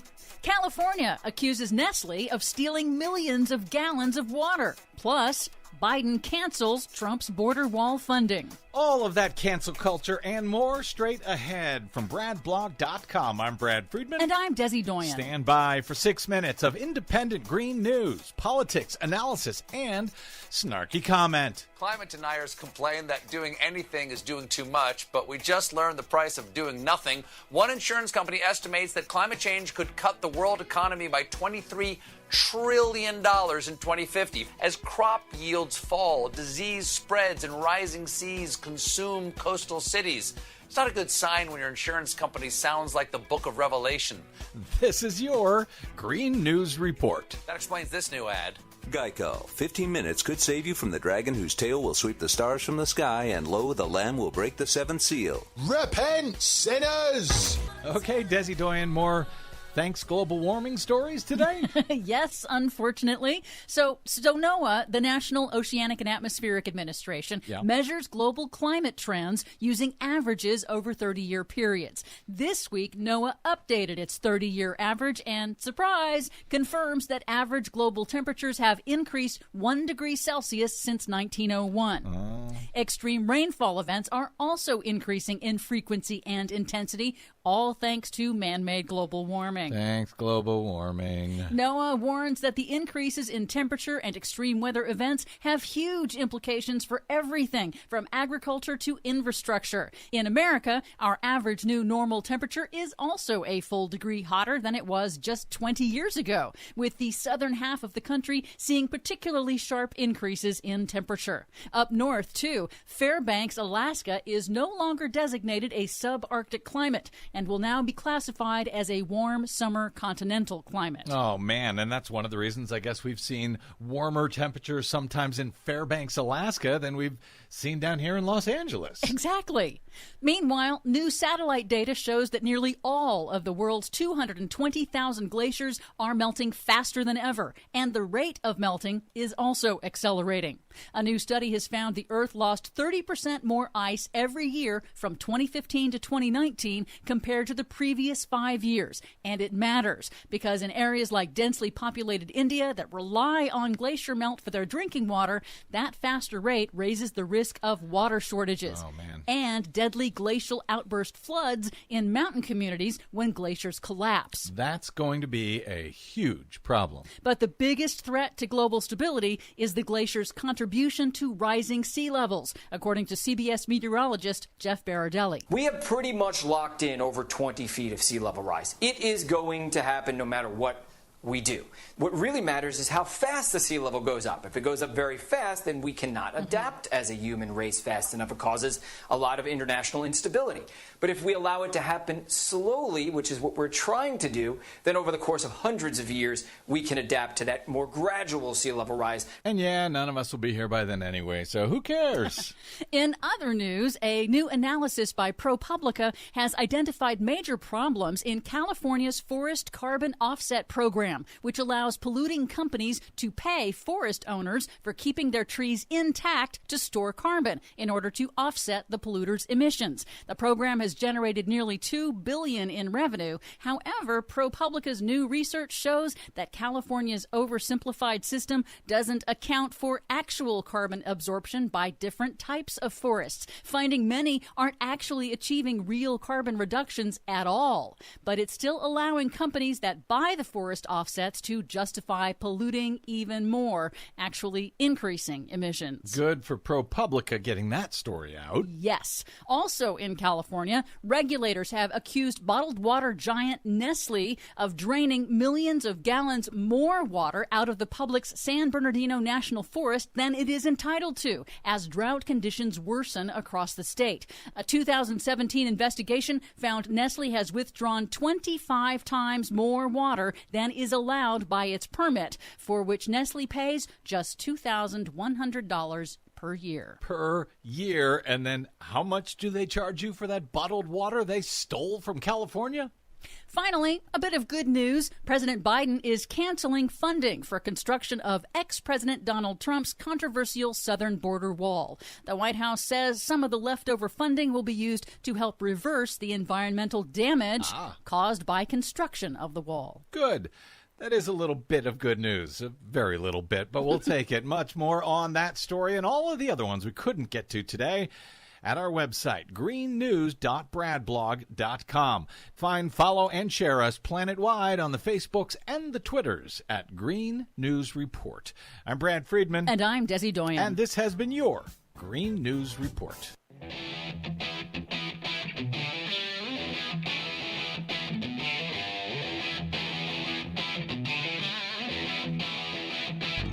Welcome back to the Rick Smith Show. Now, here is Rick Smith. So it's reported that a Coast Guard ship fired what they say are approximately 30 warning shots at a large group of Iranian Islamic Revolutionary Guard Corps Navy boats. Evidently, the claim was they were conducting unsafe and unprofessional maneuvers near U.S. naval vessels in the Strait of Hormuz. Yay, big fun. We start shooting each other. Now, look, this kind of agitation, this kind of stuff's gone on for a while, and you got to wonder if they're trying to provoke something. Anyway, here to share some thoughts on if this is a big deal or not, I've asked our good friend, former Ohio Congressman and political analyst Bob Ney to come talk with us. Bob, thanks for taking time for us. Oh, thank you, Rick. So, a couple of warning shots at the Iranian boats. Is this a big deal, or is this something that happens often? Well, it happens. Now, I was on a boat 30 miles from a city called Bushehr with Congressman Ken Jaworski and Sheila Jackson Lee a long time ago in the Strait of Hormuz, the Gulf, and we actually listened to the Iranians talking to our ship and our ship talking back, so that we wouldn't get into anything. So they used to do that, and I don't think they do that anymore, which, was a good way. At least they would talk to each other and say, hey, we're coming by or whatever. But now, having lived in Iran myself during the start of the revolution and then dealing with the issue in Congress, when I look at it, the Iranians, especially the Revolutionary Guards, this is chest thumping. But I think you have to watch, because if they get too close, then it could become somebody gets blown up. But it's been a lot of recent incidents between the U.S. and the Iran warships. Let's just hope that it doesn't build into anything more, because there are still negotiations in Vienna between our two countries. Yeah, it'd be interesting to see how this plays out, because I think it's something that has always been kind of festering there. Yes, and also with the Saudis, of course, they would encourage anything that causes disruption. And so if the Iranians got close to the Saudis would probably have done something to them, because there's no love lost between them.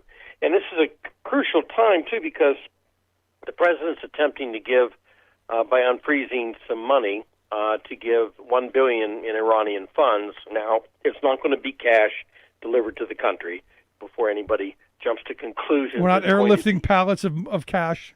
Yeah, it's going to be humanitarian aid strictly passed through the Swiss. But again, this happens with us and the Iranians. Let's just hope, it doesn't go beyond warning shots and that we don't shoot at each other. That is always the hope. It just seems like every it's always the same stuff. I mean, there's more rockets being launched in Israel, more of the same. It's the same stuff since I've been a kid. It just goes on and on and on, and it seems like it never ends. Yeah, it's crazy. Let's talk about the other issue of the day. Evidently, Liz Cheney's done in the leadership of the Republican Party. Do you care? No, because I'm looking at it this way. And I read McCarthy's letter. He sidestepped the issue, basically, and told everybody that, it's basically a free country. But he didn't really get into the nitty-gritty of what's really going on, which is she's in leadership. He supported her staying in leadership after, she voted to impeach Trump. But then it continued on in the media, and so it comes to the point where, I can understand if either party has one person in leadership and it just continues to be an uproar, eventually that person's going to run out of their time in that leadership position. Yeah. That's what's happened to Cheney. She's going to lose Wednesday. A couple people will defend her. She'll go back home, and let's see if the Cheney name really can hold for her. From what I understand, she's in trouble back home. Yeah. No, but it's one of these things where I really don't care about her. I'm really not fond of the Cheney name back home either. But this is a Republican problem. This is their laundry to deal with. It's their party. Let them do what they're going to do, because they are the party of Trump. And I'm of the mindset, they're going to own what they're going to own. Yeah, and they're going to struggle with this, and if he runs, then it's going to be more of a struggle. Yeah, and people are just hoping, deep down, I don't care how much they support Trump, they're hoping he doesn't run. Yeah, they are. We'll see. I mean, we'll see how that plays out. But I said the exact same thing about Marjorie Taylor Greene. I don't think Democrats should have gotten in the middle of that. That's Republican laundry. Let them be forced to deal with that albatross. Well, sure. I mean, let the Republicans. It'd be the same if the Democrats are having problems. Just keep quiet. Let them go at it. See what happens. It's their problem, and this time it's a Republican problem. And but she will not survive. I mean, it's like there's a quote that's often attributed to the Sun Tzu in Art of the War, and I don't know if it's actually there or not, but it's something along the lines: if your enemy's in the process of destroying themselves, get out of the way. Right, or give them some more rope. Yeah, give them enough rope to hang themselves. Exactly. It's bizarre. I mean, we're just in this weird moment where I'm seeing some of my lefty friends defending her because she told the truth. Is it that shocking? That one time she's going to tell the truth? And everybody has something to say about everything. It's sometimes just don't say anything. Yeah, let it go. Somebody asked me, and I said, I don't really care, not even a little bit. There's literally no one who cares less than I do about that. Let's move on. Over the weekend, the big hack, evidently this criminal organization known as DarkSide, ransomware attack on the Colonial Pipeline. Gas price is going to go up. You expecting that? Well, there's always. First of all, let me say they shouldn't. This was a 3 to 4 day deal, and I don't know how much they paid to unfreeze it because they were asked for this ransom and they didn't actually say. But and it costs some money, and I understand that. But like usual, anytime something happens, there'll be an excuse. Right after the first day it happened, crude oil prices went and traded around 65 a barrel, then up to 70. And so, there's always this type of reaction. Now, if the pipeline went out, let's say for 3 weeks, I can see that there'd be an impact. But I don't think that this should raise the prices rapidly, as I think they will probably raise. Yeah, I mean, there's actually I had someone email me from mybookie.com. There's actually a line that you could bet on whether prices are going to go up and when. And they're predicting, the line is that it's going to go up, and it's going to go up significantly after the 15th. So we'll see. We'll see how close they were to handicapping our infrastructure being pathetic and needing to be replaced. Right. And I think it will go up. But again, there's always a manipulation. Sometimes things happen that do raise the price of gas. But also, again, people aren't traveling as much as they did. But what will hurt if people run to the pumps and everybody fills up everything they can fill up, then that becomes a problem. It's like the toilet paper in the pandemic. We're going right back to toilet paper, aren't we? It's just, well, I guess it is. It is what it is, right? Right. We're that kind of creature. Wow. Yeah. I have a news story today. Yep. Hit me. By the way, Kenan Thompson and Bono. Okay. They were born today, and Sid Vicious and Fred Astaire. So you, happy birthday, by the way. Thank you. Are in a very illustrious group. But then I kept scrolling down. John Wilkes Booth. Yeah, don't go that far. Mark David Chapman. Yeah, don't do that. Okay, let's stick with Bono, and that's a good one. Yeah, and look, I was a big Sex Pistols fan, but Sid Vicious, he was accused of killing his girlfriend too. Yeah, accused, So I mean but yeah, hey, and I appreciate that. Thank you. Yes, happy birthday. That comes once a year, and I'm saddled with it. So there we go. Have you ever had one of those moments where everything just goes blank? Yes. I think it's and of course you can thank your wife for tipping me off on. Yeah. I think it's the vaccine. I got my second dose the other day, and over the weekend was just wiped out for an entire day. Oh, it wiped me out. My friend of mine called me and said, "Oh, this vaccine." I said, "Well, would you rather go on a ventilator?" But it does wipe you out. I mean, a lot of people, that happens. It hit me for a couple of days. Yeah, I was kind of foggy. Just plain out of it for an entire day. Sure. But it's over now. So the good thing on the other side of it. Yeah. Which I'm looking forward to. Last thing I had for you. Did you see the story of one of your representatives in Ohio who thought it was a great idea to use his Zoom all right, to put a picture of his house behind him while wearing a seatbelt? Yeah, Andrew Brenner. While doing a committee hearing on distracted driving. Yes, he was. He's about 35 miles from me. I know him. It's Senator Andrew Bremer, and he did this, and he was like green screen, I guess, but he had these cabinets behind him in the house, but you could see the seatbelt. And of all things, yes, it was a distracted driving Zoom call, and he, for some reason, thought he would just, get by with being in his home, which he was driving his car. and you just can't do that. Yeah, I watched some of the video, and I'm going, how did you think you were going to pull this off? Because he's looking right, he's looking left. I mean, the good thing is he was scanning the road, he was checking the mirrors, he was doing the things you need to do while you're driving. But there's no way, even if he didn't have the seatbelt on, and you can argue that maybe he's getting a little bit older and he needs to be strapped into the chair because he's falling and he can't get up, kind of thing.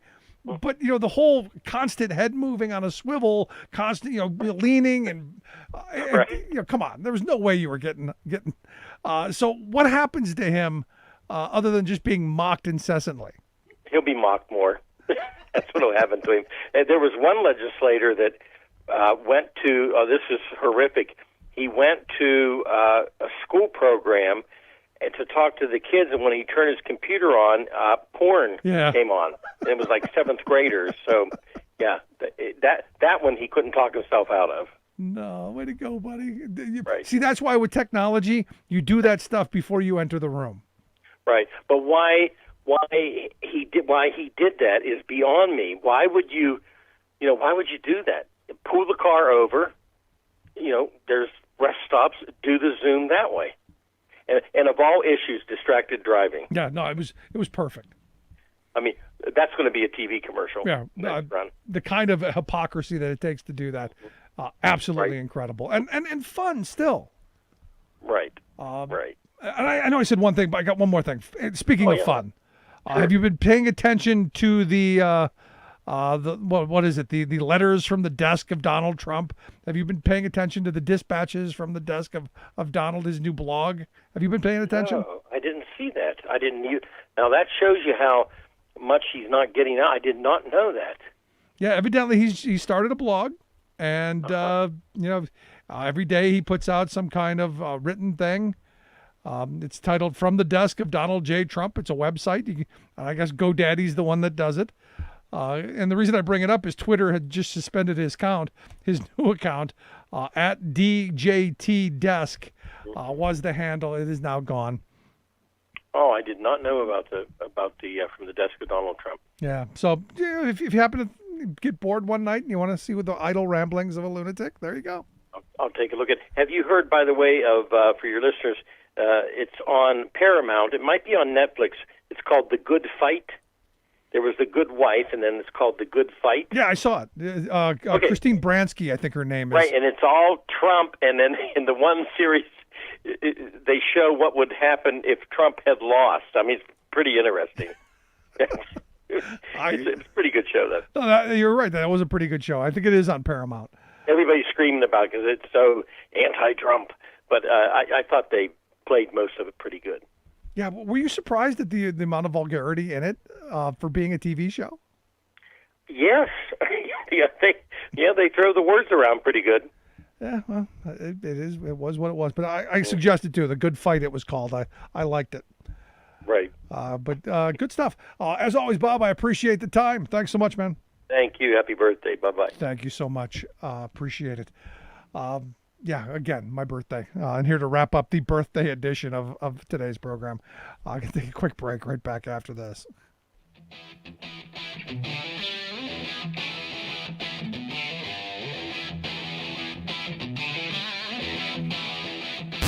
Saving work in America, one show at a time. The Rick Smith Show.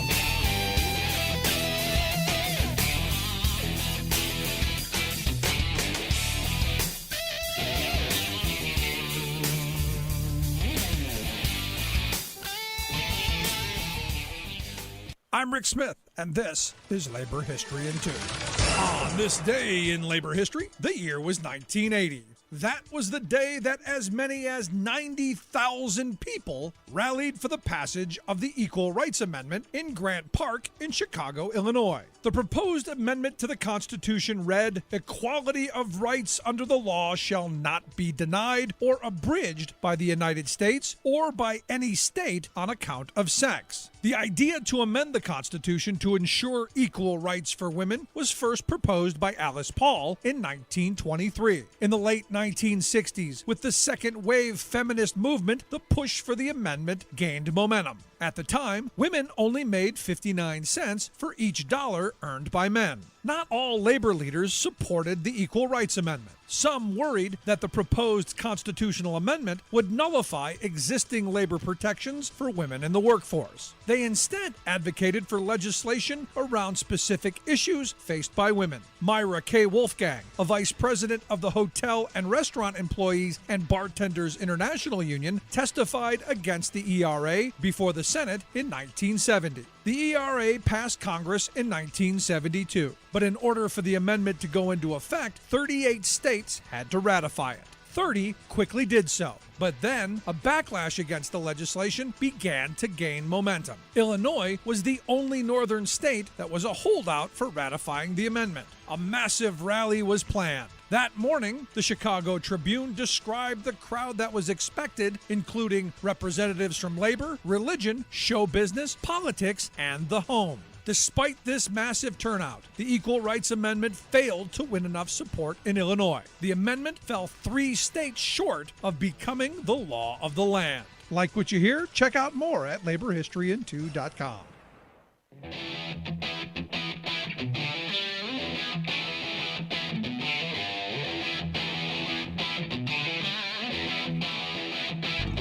Welcome back to the Rick Smith Show. Now, here is Rick Smith.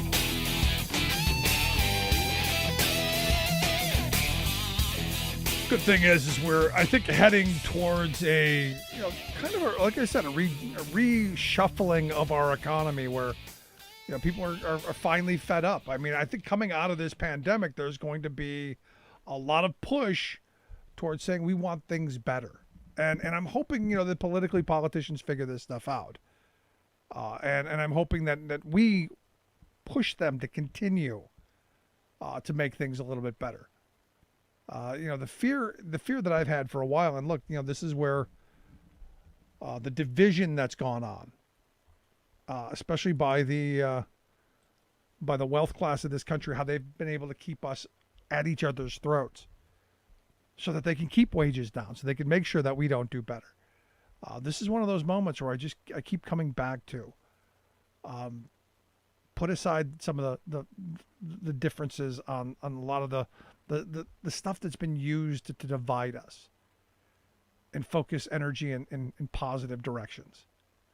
Like, how do we get better neighborhoods? How do we get better schools? How do we get better jobs? How do we get safer cities? How do we do the good things?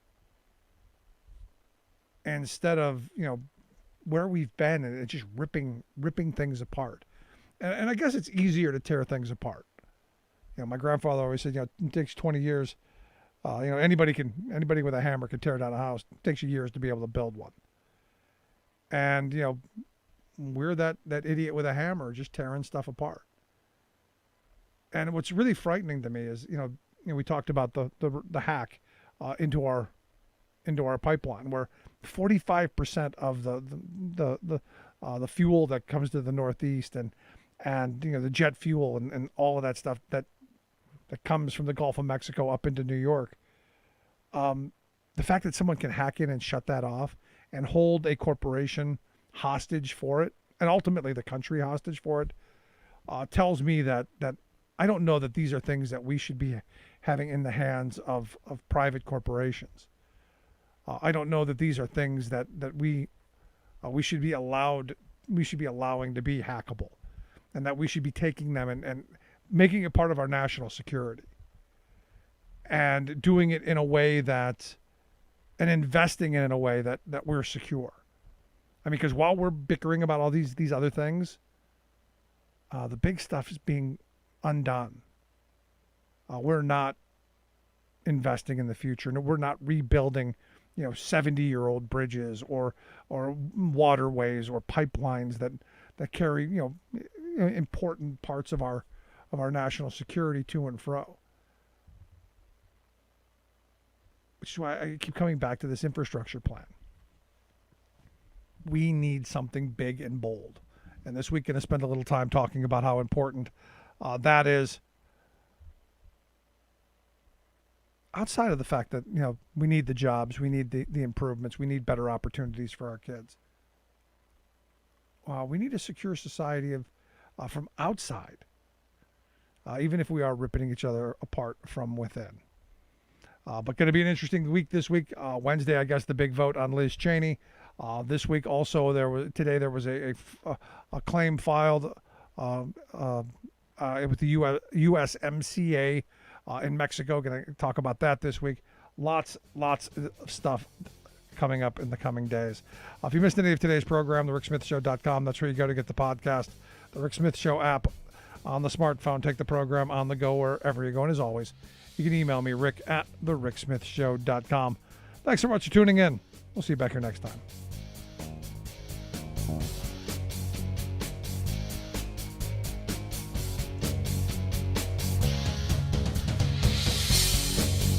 You've been listening to The Rick Smith Show. Email Rick at rick@thericksmithshow.com. Until next time,